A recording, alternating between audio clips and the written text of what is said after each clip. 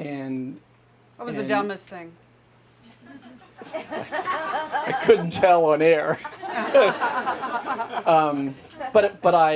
Because I didn't have a metric of what was success, right? It was you're programmed to do well in school and make money. My mother and father, my father just died a year ago at 95, and I went through all his records, and he kept his H&R Block tax statements. And when I was in college here, my father made $24,000.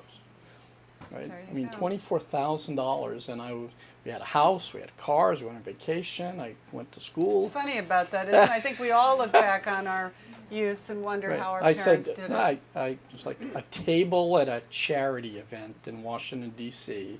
is what my mom and dad earned in 1976 and 7. So back to your story about this. So I declare victory, I've made all this money, and then I get on an airplane, and the airplane crashed. And this was a private plane? No. It was an Eastern Airlines flight. And which flight was it? When to where? It was a flight from Atlanta to Newark. And you know, to be blunt, it's nothing like television. It's very antiseptic. A storm? No, it wasn't a storm. We lost one of our landing gear, and they took all the stuff out from the overhead compartment, and they moved some people around, and then they tell you to brace. That's it. It's not. They tell you to brace. Yeah, it's real. And so obviously it was a rough landing, but I made it through. No one died, but it was a life-changing experience because I am a salesperson, and on the way down, I was negotiating. Please, please, please, let me live. I promise. I'll play offense with the rest of my life. And so I made a week later or so. Deals that you kept. Well, but even that was hollow. I mean, now in hindsight. So I made this list of 101 things to do before I die. After this near-death experience. And it's become fun and you goofy. Actually started the list when you were in your 20s? Yeah. I think I'm And how old are you now? 52.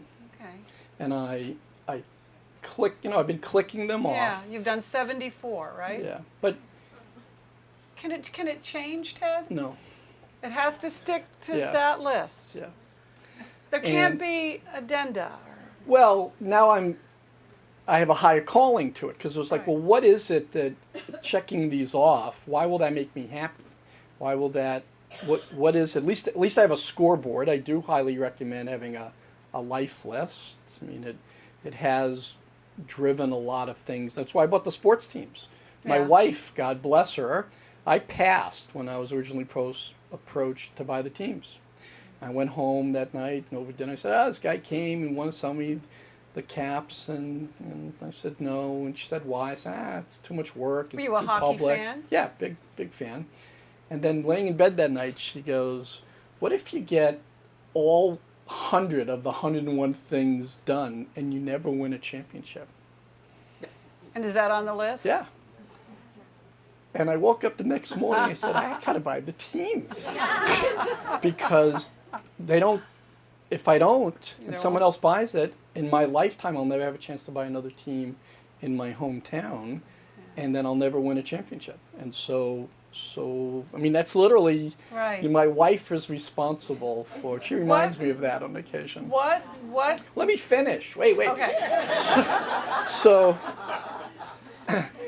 I said, well, what is it intrinsically about the list and why are people happy?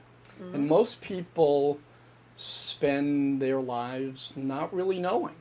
Mm-hmm. And so through some studies at AOL, through some investments that I made, we started to do research. There's got to be a science around what makes people happy, longevity, quality of your relationships. Mm-hmm.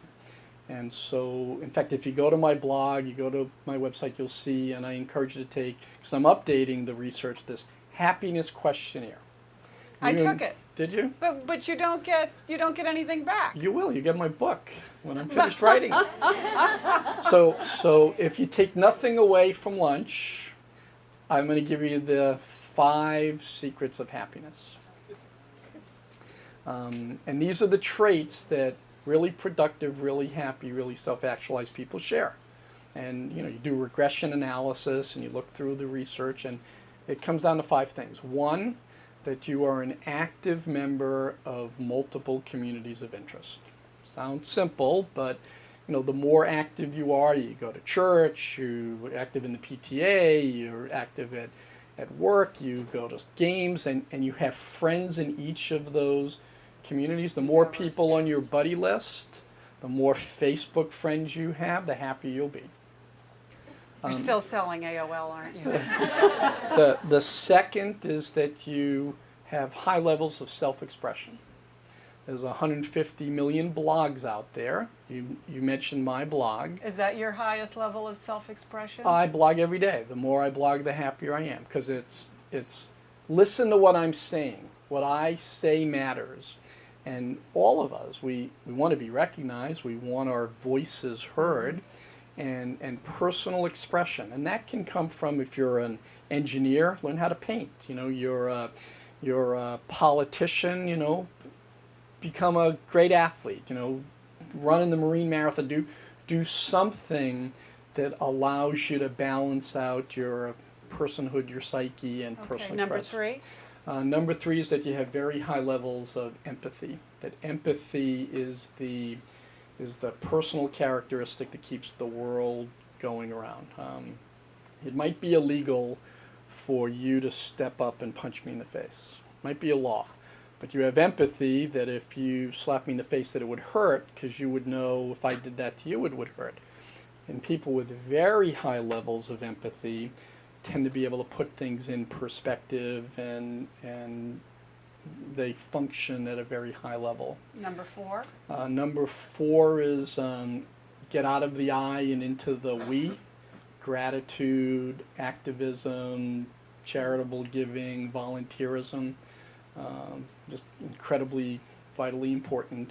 And number 5 is finding the higher calling in what you're doing. Don't want to win a Stanley Cup, want to bring the city closer together, want immortality, don't want to build a $100 billion market cap company, want to use technology to create a medium that's better than the medium before it.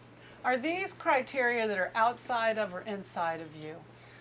I think these are basic human. I mean, are you shared expressing traits. your own philosophy? Is this how you live?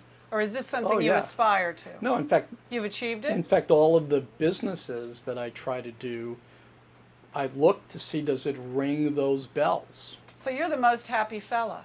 I'm pretty happy. Is this sort of a Zen experience that you... I wouldn't say it's Zen, but I do think that an unexplored life isn't a good one. And no drugs. No, not well. I did go to college, but no. And then how do you lay this on people who might not be happy? Do you do a Tom Cruise with them and well, it's your, you... Everyone wants to, we're in the business, you're in the happiness business. Let's take a look. You have multiple communities of interest. Your higher calling is using this platform to bring your community closer together. Yeah. So I think that's... I'm disappointed that I didn't get to find out, though, whether I passed or failed your... But it is a fun survey to take, and people should take it.